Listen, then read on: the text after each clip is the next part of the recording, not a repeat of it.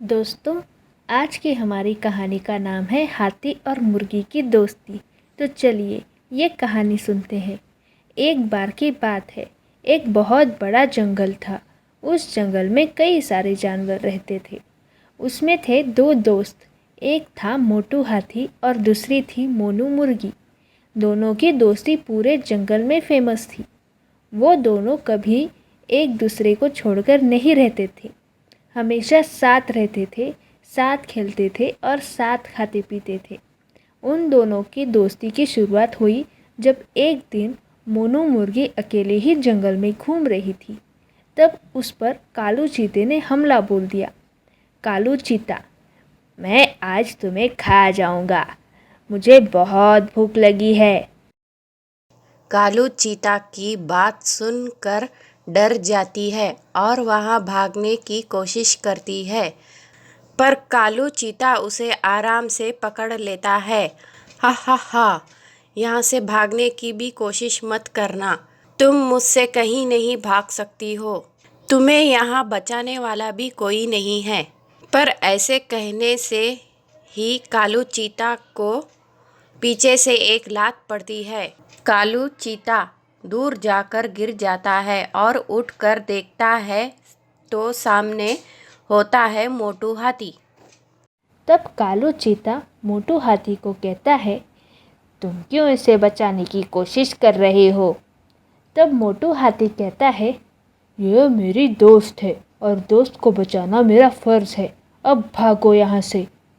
कालू चीता डर के वहाँ से भाग जाता है। उस दिन से मोटू हाथी और मोनू मुर्गी की दोस्ती की शुरुआत होती है। एक दिन मोटू हाथी मोनू मुर्गी से कहता है, मोनू मोनू, आज मुझे बहुत बोर हो रहा है, क्यों ना हम जंगल के बाहर उस तालाब के पास खेलने के लिए जाए। मोनू मुर्गी कहती है, मोटू, क्या तुम पागल हो गए हो? तुम्हें पता नहीं, उस तालाब के बाजू में ही गांव है और वहाँ से कई सारे शिकारी इस जंगल में शिकार करने के लिए आते हैं। क्या पता अगर कोई शिकारी उस तालाब के पास हो तो हम क्या करें? तब मोटू कहता है, अरे इतना क्यों डर रही हो मोनू, ऐसा कुछ नहीं होने वाला। जंगल के कई सारे जानवर उस तालाब के पास पानी पीने जाते हैं, उनको तो कुछ नहीं होता, फिर हम ही क्यों डरे। चलो ना, मुझे बहुत बोर हो रहा है। आखिर में हार मानकर मोनू मोटू के साथ जाने के लिए तैयार हो जाती है। फिर दोनों जंगल के बाहर तालाब के पास खेलने के लिए जाते हैं। दोनों बहुत ही मज़े से खेल रहे होते हैं। ऐसे ही थोड़ी देर हो जाती है। मोटू हाथी तब मोनू मुर्गी से थोड़ी दूर पर होता है, पर तब मोनू देखती है कि मोटू हाथी के पीछे एक शिकारी खड़ा है और उसने मोटू के ऊपर बंदूक तान रखी है।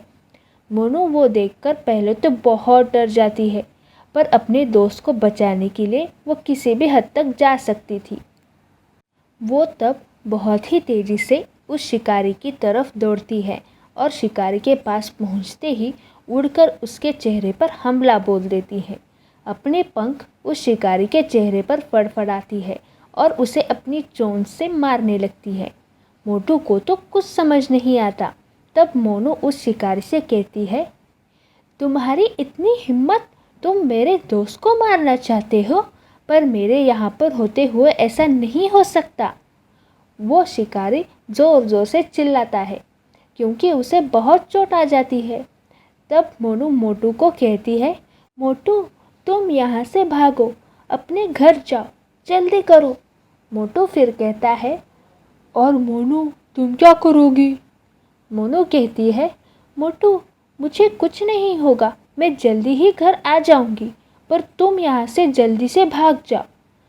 तब मोटू हाथी वहाँ से भाग जाता है और उसके घर आता है। थोड़ी ही देर में मोनू मुर्गी वहाँ पर आ जाती है। मोनू को थोड़ी चोट आई होती है। मोटू कहता है, मुझे माफ़ करो मोनू, मेरी वजह से तुम्हें चोट आ गई।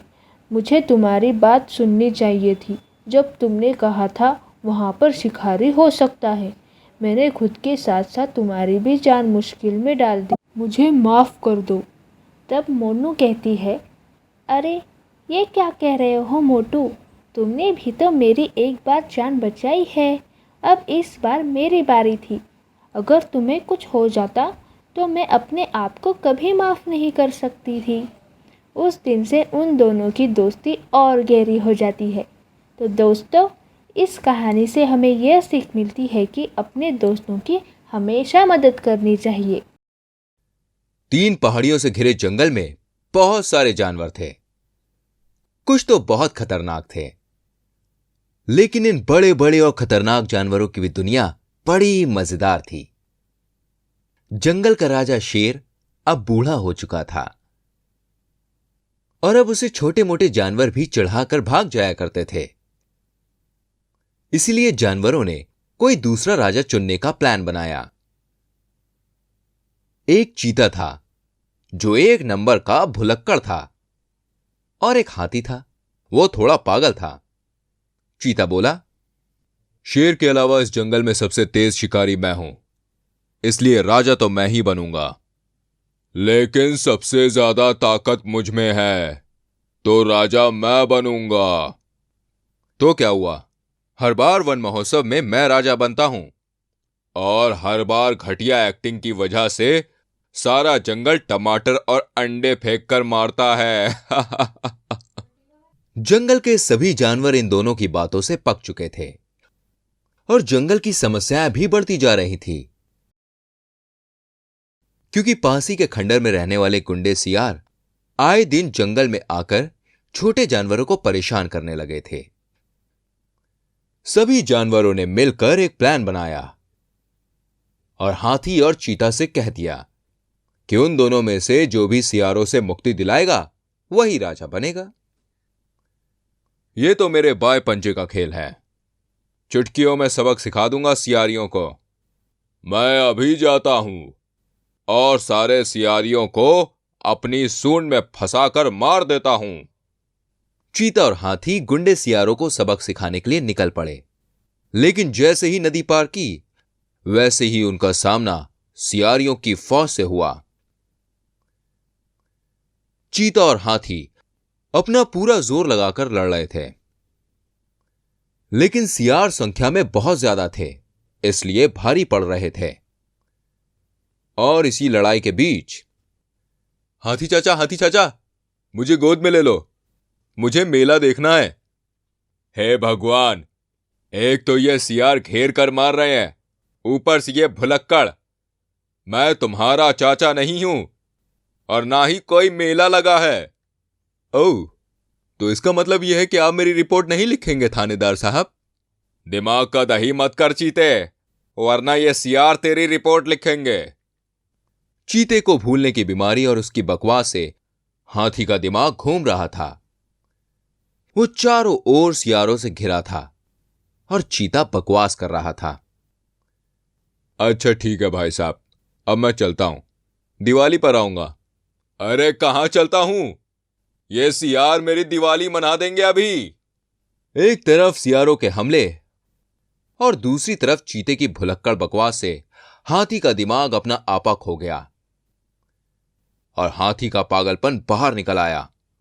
हाँ, मैं पागल हूं। फिर तो हाथी ने अकेले ही सियारों को उठा उठा कर फेंका। किसी का सर फूटा तो किसी की टांग टूटी। एक पागल हाथी कितना खतरनाक होता है, ये बात सियारों को समझ में आ गई थी और वो वहां से दुम दबाकर भाग खड़े हुए। सियार तो भाग गए, लेकिन हाथी तो पागल हो चुका था, इसलिए अब वो चीते के पीछे पड़ गया।